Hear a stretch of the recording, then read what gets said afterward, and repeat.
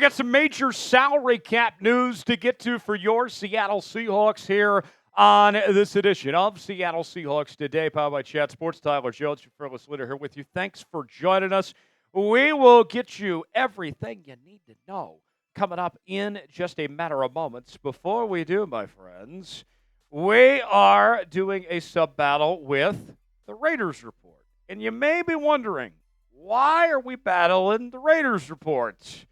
The Raiders aren't in our division anymore. It's been quite some time. Well, folks, the first preseason game, which will be here before we know it, is against none other than the Las Vegas Raiders. So I would love to stick it to Mitchell Renz and Jeremy Chuggs, those frauds, and show why we have not just the best fan base in the NFC West, but in the entire NFL, and win this sub-battle against the Raiders Report. So from now until kickoff, let's win it, folks. Subscribe now for free, youtube.com/SeahawksTV, and we'll get started with today's show. Show me the money! Welcome in. Tyler Jones here, and we are talking about the latest salary cap situation for your Seattle Seahawks heading into training camp. And if you need to go back in time a little bit to kind of put this into perspective for the folks out there. Remember when we began the offseason and the Seattle Seahawks were, what was it, about $25 million in the negative in the salary cap? And they had a lot of decisions to make. Moved on from Geno, DK, Tyler Lockett, Draymond Jones, among others. So it was a tough situation. But Mike McDonald and John Schneider, specifically John, worked their magic. And you know what the cap situation is now, even with the free agent signings and the trades and the draft picks and all of that? Dun, dun, dun, dun. $31.2 million in cap space is what the Seattle Seahawks have at this point in time. Oh, how the turntables. You flip this thing upside down, about $50 million in just a couple of months. And I believe, I know not everybody agrees with me, the roster is even better than what it was at the end of last season. And you still have more money to spend to work with. And we're going to talk about the possibilities of things that Seattle could do with said money. The $31.2 million is the 10th most cap space of any team in the National Football League.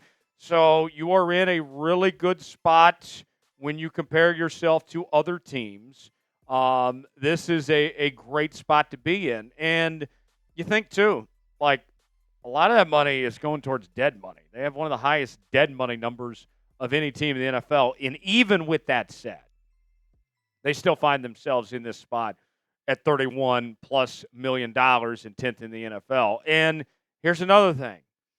As we get ready for training camp here in the coming days, rookies, of course, have already reported, and we'll get practices going next week. We are at a point where we're not talking about any major contract distractions either with this money sitting there. Nobody is holding out. Nobody is requesting a trade right now. That money is there to be spent, all right? And you look at the contract year players of guys that could be looking to get paid right now, but none of them are showing any animosity of any indications they're not going to show up. Here's the list of players that they include in contract years. Riq Woolen at the corner spot, Abraham Lucas at the offensive tackle position, Boye Mafe at edge, Kenneth Walker at the running back position, and then Coby Bryant at the safety spot. And so then the next question you ask yourself is, okay, so with those 5 guys in contract years, and these are just the notable ones, by the way, is it time to potentially go to the negotiating table with any of these 5 and give them a new deal right now? And the answer to that question is no. Let them all play out. And here's why I say this. I'll talk about all 5 just real quick, one by one. In Riq Woolen's case, we've seen a lot of peaks and valleys. And I need to see one more consistent year before I commit that type of money. Abraham Lucas, when he's been healthy, he's been good. But that's a big if he's been healthy. Can he stay healthy for the entire season? I need to see that before he gets paid. Otherwise, he's going to get replaced next year. Boye Mafe, we've seen him be really good, and the other times just kind of fade. I haven't seen enough yet to pay him a long-term contract yet. Kenneth Walker, health issues. Notice a theme here. That's another one where I also look at the running back position, and I say, yeah, I probably don't want to pay a running back long-term anyway. And then he's got the injury issues too. So you take all that into consideration. I'm probably actually not giving K9 a second contract, or at least not a long-term one anyway. And then Coby Bryant, just a small sample size. He was really good last year when he took over for Rayshawn Jenkins, but I need to see more before I commit money to him long-term. So I think that they're in a really good spot. This is a major deal, folks, heading into training camp with this salary cap situation, and they can just let things play out as they may before they have to start getting out the checkbook here. Do you believe in John Schneider? Do you think he's approaching this correctly with how this offseason has gone and the decisions that he's made and put this team in the position they're in right now? It's our pinned comment today. You might get an ad break while the ad's playing. Get your votes in. Let us know what you think. B for believe, D for don't. Weigh in and let us know. Now, with $31 million, what we've heard from John Schneider in the offseason was two things of what he was considering to do with the $31 million. Number one, he wants to save some of it, some, not all, for a potential move at the trade deadline, whether it be an injury or if they see a weakness of sorts that they need to address, they would like to have some money to be able to do that. So that's part of it, right? The other part of it that John wants to be able to keep that money there is for the idea of, he said, signing a player that was a cut candidate from another team and waiting to see how that market unfolds. And there's still some guys that are going to get cut. We're about to trim a lot of rosters down in the coming weeks ahead from 90 to 53, so there could be some opportunities there. But I say all this to say I would expect another move of sorts. And in particular, there's two positions I'm watching for where Seattle could make a move. That includes the offensive guard position and the edge rusher position. The offensive guard spot, specifically the right guard position, I think they're going to kind of want to see what they have in Anthony Bradford and Christian Haynes first before they go to the market. And then the edge rusher position, you got some good edges, but now all of a sudden you already have Uchenna Nwosu on the PUP list, which isn't ideal. Hopefully it's not a long-term thing.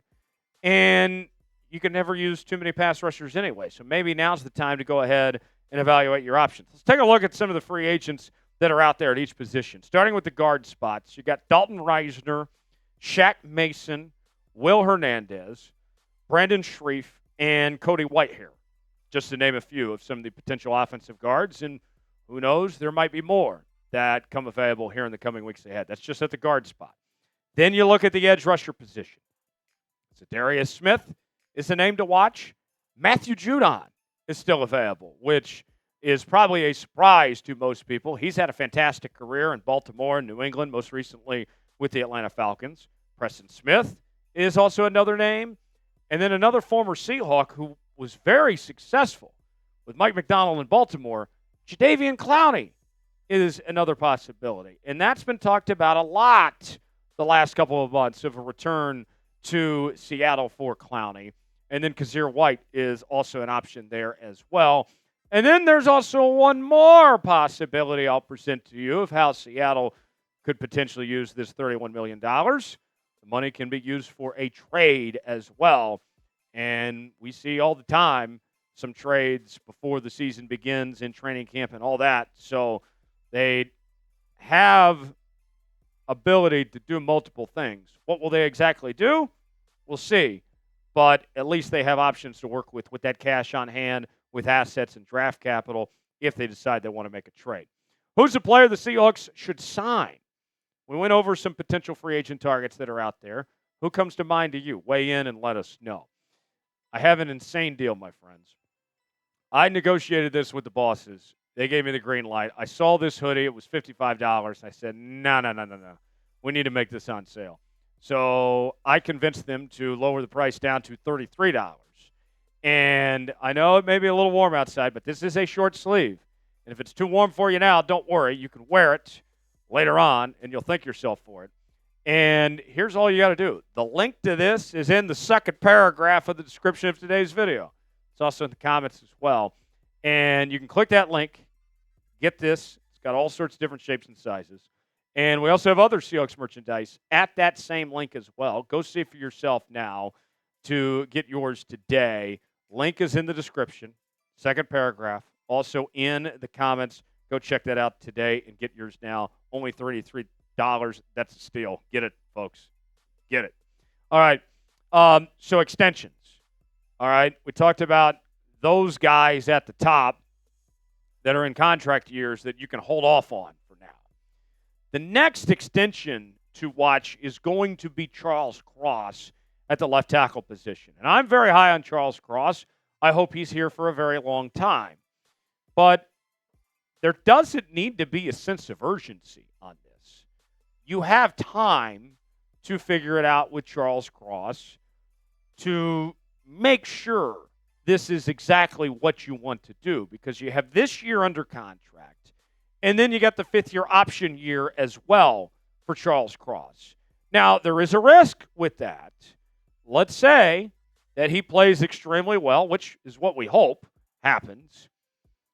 Then his price tag only goes up. If you pay him now, this is the cheapest that his price is going to be the entire time. So that's a risk that you take potentially by waiting around. But then also with that, if he has some injury issues, if he underperforms, whatever it may be, then you might be thinking to yourself, glad we didn't invest that money there. So that's just kind of the situation Seattle finds themselves in. His contract projection right now, if he were to sign today, a long-term deal would probably be about a 4-year, $102 million deal at $25.5 million per year. That's a lot of money, but I'm willing to wait because Seattle has cash to spend. They are out of salary cap hell. They have risen from the grave, and they are in good shape right now and going forward from here. I think you can wait on Charles Cross before you make that decision. If you do decide to sign him now, I'm not going to be mad about it, but I would recommend if John asked me my opinion, like just hold off a little bit and let's see how things go. For more Seahawks coverage, subscribe now to Seattle Seahawks Today, youtube.com/SeahawksTV. I'm Tyler Jones. Thanks for joining us. We'll see you next time.